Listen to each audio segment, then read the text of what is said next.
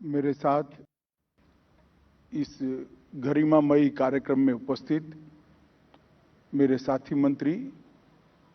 श्रीमान अजय मिश्रा जी, भारत सरकार के गृह सचिव श्रीमान भल्ला जी, आज सूचना ब्यूरो के निर्देशक श्रीमान तपन डेका जी, उपस्थित सभी वरिष्ठ अधिकारीगण और प्यारे जवानों, सबसे पहले मैं आज इस अवसर पर जिन देश भर के कोने कोने में और हमारी इतनी लंबी सीमा पर आजादी से अब तक जिन 36,250 पुलिस कर्मियों ने अपना सर्वोच्च बलिदान दिया है, कृतज्ञ राष्ट्र की ओर से उन सभी जवानों को मैं मनपूर्वक श्रद्धांजलि देता हूं, उनके आदर में अपना शीश झुकाता हूं। उनको परिजनों को भी मैं बताना चाहता हूं कि आपके परिवारजनों ने जो सर्वोच्च बलिदान दिया है, देश आज दुनिया में अग्रसर हो रहा है, इसकी नींव में आपके परिवारजनों का ये सर्वोच्च बलिदान है। ये राष्ट्र कभी इसको भुला नहीं सकता। मित्रों, हम सभी जानते हैं, किसी भी देश की सीमा की सुरक्षा हो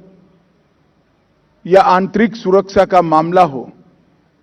सजग पुलिस तंत्र के बगैर ये संभव हो ही नहीं सकता। और मैं जब से सार्वजनिक जीवन में आया हूं, तब से इस बात का अनुभव भी करता हूं और बार बार दोहराता हूं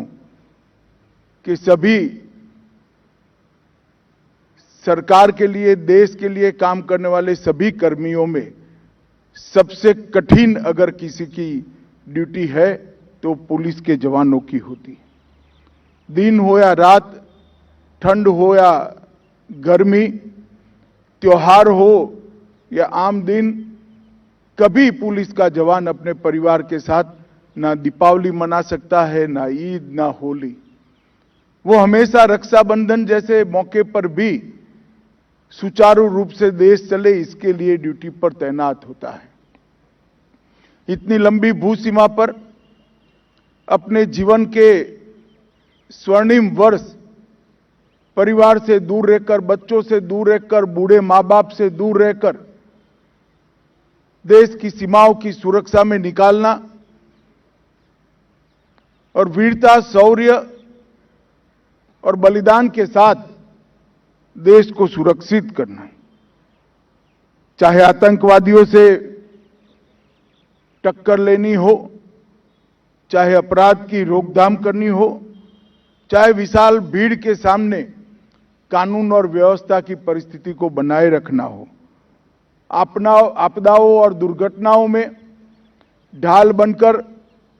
आम जीवन को सुरक्षित करना हो, आम नागरिक को सुरक्षित करना हो, या कोरोना जैसे कठिन काल के अंदर भी सबसे पहले पंक्ति में रहकर नागरिकों की सुरक्षा से लेकर अंतिम संस्कार तक की सारी जिम्मेदारियां चुपचाप निभानी हो। हमारे देश के पुलिस के जवानों ने हर मौके पर अपने आप को साबित किया है। पिछले एक साल में 188 पुलिस कर्मियों ने ड्यूटी के दौरान अपनी जान गंवाई है। 1 सितंबर 2022 से 31 अगस्त 2023 तक ये 188 जवानों ने देश की सुरक्षा के लिए और देश की कानून और व्यवस्था को ठीक बरकरार करने के लिए अपना सर्वोच्च बलिदान दिया है। मैं आज उनको भी बड़े मनपूर्वक याद कर कर श्रद्धांजलि देना चाहता हूं। मित्रों, आने वाले दिनों में हमारे देश के प्रधानमंत्री जी ने देश के अमृत काल में का आह्वान किया है। आजादी के 75 साल का वर्ष समाप्त हुआ 76वें साल से लेकर आजादी की शताब्दी तक ये 25 साल इस देश को हर क्षेत्र के अंदर दुनिया में सर्वोच्च स्थान पर पहुंचाने का समय है। और इसके लिए 130 करोड़ लोगों ने सामूहिक रूप से संकल्प भी लिया है, व्यक्तिगत रूप से भी संकल्प लिए हैं। और ये सारे संकल्पों का संपुट हमें आने वाले दिनों में हमारा जो लक्ष्य है, दुनिया में हर क्षेत्र के अंदर सर्वोच्च स्थान पर पहुंचना, इसको सिद्ध करते हुए कोई नहीं रोक सकता। पिछले एक दशक में हमारे वीर पुलिस के बहादुर जवानों के कारण आतंकवाद, उग्रवादी हमले, नक्सलवाद और नस्लीय हिंसा में अपने सर्वोच्च आंक से 65% की कमी हुई है। यह बताता है कि धीरे धीरे 3 हॉटस्पॉट माने जो आज जाने वाले क्षेत्र, चाहे वो वामपंथी उग्रवाद का क्षेत्र हो, चाहे वो उत्तर पूर्व के राज्यों का संपुट हो, चाहे जम्मू कश्मीर हो, ये तीनों जगह पर स्थिति को सामान्य करने में हमारे जवानों ने बहुत बड़ी सफलता प्राप्त की है। विगत दिनों में एनडीआरएफ के माध्यम से अलग अलग पुलिस फोर्स के जवानों ने न केवल देश, दुनिया में आपदा प्रबंधन के लिए एक बहुत बड़ी नाम भी कमाया है और सिद्धियां भी प्राप्त की हैं। कितनी भी बड़ी आपदा हो, एनडीआरएफ का ड्रेस पहनकर हमारा जवान जब पहुंचता है, लोगों को एक आश्वस्ति होती है कि अब कोई दिक्कत नहीं है, एनडीआरएफ आ गई है। और इस समय आजादी के अमृत काल में जब हम प्रवेश कर रहे हैं,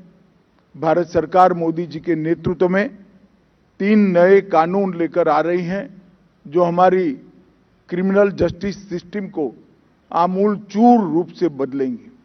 ये तीनों कानून अंग्रेजों के समय से बनाए गए थे। करीब करीब 150 साल पुराने तीनों कानूनों के अंदर न केवल अब भारतीयता भी दिखाई पड़ेगी, हमारे संविधान की स्पिरिट से हर नागरिक के अधिकारों की सुरक्षा की रचना भी होगी। कोर्टों के अंदर जो पेंडेंसी है, इसको समाप्त करने के लिए मोदी जी ने बल दिया है। हमारे प्रधानमंत्री जी के निर्देश पर पुलिस टेक्नोलॉजी मिशन, ये नए तीनों कानूनों का संसद के सामने पेश होना और आईसीजीएस के माध्यम से क्रिमिनल जस्टिस सिस्टम के अंदर पारदर्शिता और स्पीड दोनों को लाने का जो हमने लक्ष्य रखा है, मुझे विश्वास है कि आने वाले समय में पूरी क्रिमिनल जस्टिस सिस्टम को बदलने में हम सफल होंगे। आतंकवाद के खिलाफ जीरो टॉलरेंस की नीति को बरकरार रखते हुए न केवल हमने सख्त कानून बनाए हैं, पुलिस के आधुनिकीकरण के लिए पुलिस टेक्नोलॉजी मिशन की स्थापना कर विश्व में सर्वश्रेष्ठ आतंकवाद का मुकाबला करने वाला एक बल हमारा बल बने, इस प्रकार के हमारे प्रयास हैं। पुलिस कर्मियों के वेलफेयर के लिए आयुष्मान सीएपीएफ आवास योजना, सीएपीएफ ई आवास वेब पोर्टल, प्रधानमंत्री छात्रवृत्ति योजना, केंद्रीय अनुग्रह राशि, विकलांगता अनुग्रह राशि, हवाई कुरियर सेवाएं और पुलिस केंद्रीय कल्याण भंडार, ये सब में भी समयोचित परिवर्तन करने का हमने समय समय पर प्रयास किया है और उसको ज्यादा सटीक और वेलफेयर की दृष्टि से संपूर्ण बनाने की दिशा में हम आगे बढ़े हैं। मैं आज देश की जनता को और देश भर के पुलिस फोर्स को एक ही बात कहना चाहता हूं, ये पुलिस स्मारक जो है एकमात्र प्रतीक नहीं है, ये पहचान है हमारे पुलिस कर्मियों के बलिदान, त्याग और राष्ट्र निर्माण के प्रति उनके समर्पण की। हम सब आज के दिन में सभी 36,250 शहीद पुलिस कर्मियों को भावपूर्वक श्रद्धांजलि देते हैं और एक कमिटमेंट के साथ कि आने वाले दिनों में सभी जवानों की वेलफेयर की चिंता और सभी जवानों की सुरक्षा की चिंता के लिए सरकार सजग भी रहेगी और समर्पित भी रहेगी। ये शब्द कहकर मैं मेरी बात को समाप्त करता हूं। वंदे मातरम। धन्यवाद महोदय। और अब माननीय मुख्य अतिथि महोदय लद्दाख के हॉट स्प्रिंग में शहीद हुए वीर बलिदानियों को पुष्प चक्र अर्पण करेंगे। आप सभी से निवेदन है